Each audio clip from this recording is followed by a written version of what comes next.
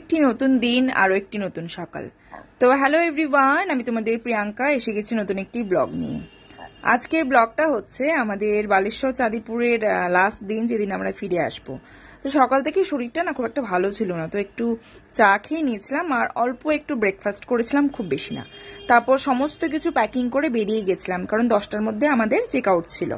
তো ওই দুটো ব্যাগ ধরেছিল, কারণ আমার শরীরটা ঠিক ভালো ছিল না, আমার কিছুটা লুজ মোশন মতো হয়েছিল ওখানে জল চেঞ্জ হওয়ার জন্য। তো রিসেপশনে সবকিছু বিল মিটিয়ে আমরা হোটেলের বাইরে চলে এলাম। এখানে আমাদের গাড়ি বলা ছিল, যারা আমাদের সাইডে একটু আউটসিন করিয়ে তারপরে নিয়ে যাবে স্টেশনে। আর ট্রেন আমাদের প্রচন্ড লেট ছিল। তো ওই যে দূরে জঙ্গলটা দেখা যাচ্ছে না, ওটা বাঘা যতীনের যে যুদ্ধ হয়েছিল স্বাধীনতার আগে, তো সেই জঙ্গলটা হচ্ছে ওটাই। দেখে আমার ভীষণ নিজেকে ভাগ্যবতী মনে হচ্ছে যে আমি একটা খুব সুন্দর দৃশ্য দেখতে পেলাম, যেখানে আমাদের একজন মহান পুরুষের শেষকৃত্য সমর্পণ হয়েছে। তো তারপরে আমাদের একটা মন্দিরে নিয়ে আসা হলো, এটা হচ্ছে রাধা কৃষ্ণের মন্দির। এই মন্দিরটা নাকি এখানে খুবই বিখ্যাত। তো মন্দিরে ঢুকেই যেটা চোখে পড়লো, এত মাছ, মানে নানা রকমের মাছ, অর্ধেকগুলোর হয়তো নামই জানি না। কিছু গোল্ডফিশ আছে যেগুলো আমার বাড়ির অ্যাকোয়ারিয়ামে আছে জানি, তো বাকিগুলোর ঠিক জানি না নাম। তো দেখতে এত ভালো লাগছিল, খালি আমার ওই দিকেই চোখ চলে যাচ্ছিল। আর কি বিশাল বড় বড় মাছগুলো চারিদিকে এদিক ওদিক ঘোরাফেরা করছিল। ওদের খাবার কিনে খাওয়ালে নাকি ওরা ওপর দিয়ে উঠে আসে। তো প্রথমে মন্দিরটা ভাবলাম একটু দেখে নিই।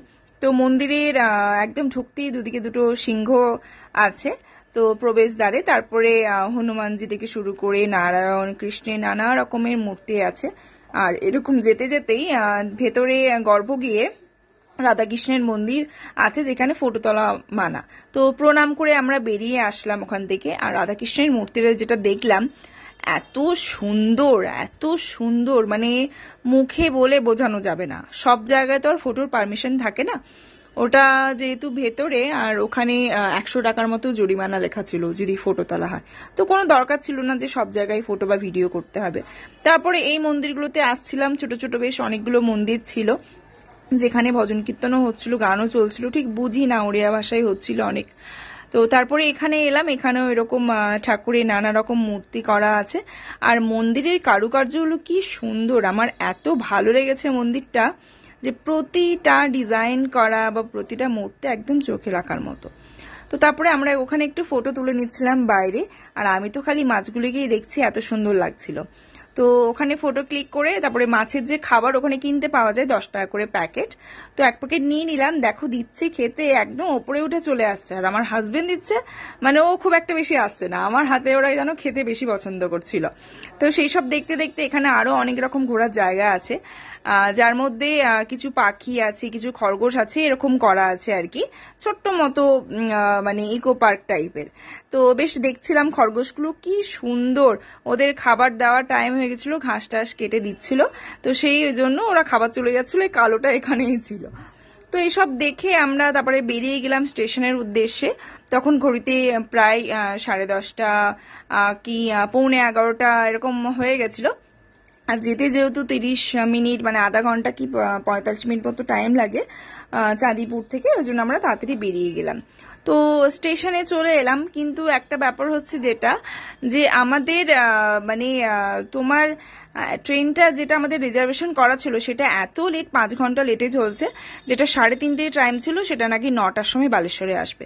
তো রিস্ক নিয়ে এত লাভ নেই, তো ওয়েটিং রুমে চলে এলাম। এটা ওয়েটিং রুম, তো ওয়েটিং রুমে আমরা বসে নিচ্ছিলাম। আর এখানে এত ভালো ওয়েটিং রুমটা না, আর খুবই পরিষ্কার, নিট অ্যান্ড ক্লিন। আর এখানে বেবি ফিডিং এর একটা আলাদা করে জায়গা আছে, যেটা দেখে খুবই ভালো লাগলো। আর পাশেই এখানে আইআরসিটিসি থেকে খাবারের একটা হোটেলও আছে, তো অসুবিধা হলো না, ওখানে খাবার নিতেও চলে এলাম। সত্যি কথা, মানে ওড়িশা গভর্নমেন্টের এই যে ক্লিন রাখার স্টেশনগুলো, তো এগুলো খুবই ভালো লেগেছে। যে বাথরুম থেকে শুরু করে, ওয়েটিং রুম থেকে শুরু করে, বা খাবার যেখানে খেলাম সেখানে পরিষ্কার পরিচ্ছন্নতা, এগুলো খুবই ভালো। তো স্টেশনে ওয়েট করতে করতে আমরা একটা জেনারেল টিকিট কেটে নিয়েছিলাম একটা ট্রেনে, কারণ আমরা আমাদের যে ট্রেনে রিজার্ভেশন ছিল সেই ট্রেনে অনেক লেট হয়ে গেছিলো, তার জন্য অন্য ট্রেনে উঠে গেলাম।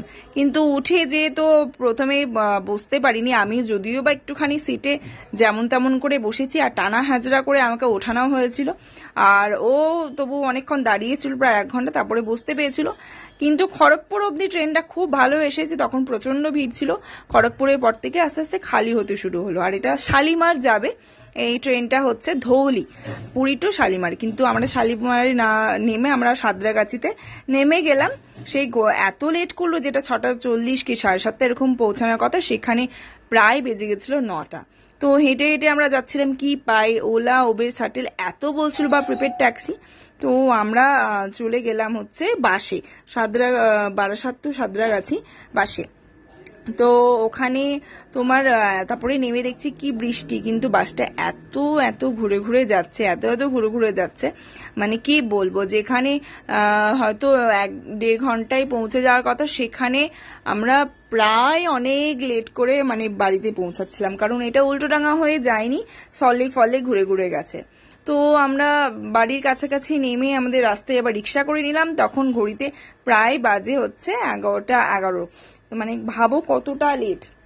তো এখানে এসে দেখি এত বৃষ্টি হয়েছে, আর বৃষ্টিতে রাস্তায় পুরো জলে জলময়। তো কি করা যায়, অজ্ঞতা রিক্সা তো বুঝতেই পারছো, মানে যেখানে হয়তো 20 টাকার মতো ভাড়া, সেখানে ভাড়া যায় যে 40, 50, 60, যে যেমন পাচ্ছে, কারণ রাত্রিরও হয়েছে। অজ্ঞতা কিছু করার নেই। আর দেখতেই পাচ্ছ যে আমাদের এখানে রাস্তাঘাট এমনই যে বৃষ্টি হলেই জল জমে যায়, ভোগান্তি। তো বাড়ি ঢুকে গেলাম,